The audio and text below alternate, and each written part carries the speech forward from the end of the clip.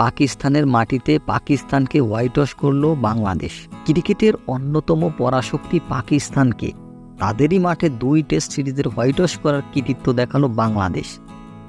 রাওয়ালপিন্ডিতে প্রথম টেস্টে 10 উইকেটে জয়ের পর একই মাঠে দ্বিতীয় টেস্টে দাপটে জয় ছিনিয়ে নেয় টাইগাররা।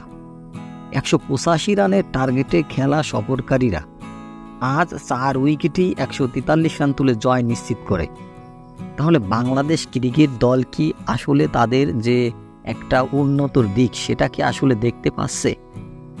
সেমনটাই মনে হচ্ছে। কেননা বাংলাদেশ ক্রিকেট দল পাকিস্তানের মতো দলকে টেস্টে হোয়াইট ওয়াশ করেছে তাদেরই মাঠে গিয়ে। যে পাকিস্তান টেস্টে এবং ওয়ানডে টি-20তে 3 ফরম্যাটই অত্যন্ত শক্তিশালী, সেখানে বাংলাদেশ অত্যন্ত দুর্বল বলা চললেই হয়। কেন বাংলাদেশ যে ধারাবাহিকতার অভাব রয়েছে। বাংলাদেশ 1 ম্যাচ ভালো খেললে তার 10 ম্যাচ খেলে খারাপ, এবং দেশের ক্রিকেটারও 1 ম্যাচ ভালো খেললে তার 10 ম্যাচ খারাপ খেলে।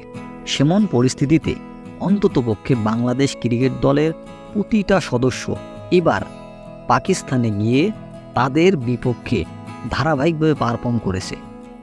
বাংলাদেশ ক্রিকেট দলের যে এই উন্নতি আসলে কি এটা ধারাবাহিকভাবে ধরে রাখতে পারবে কিনা সেটাই দেখার বিষয়।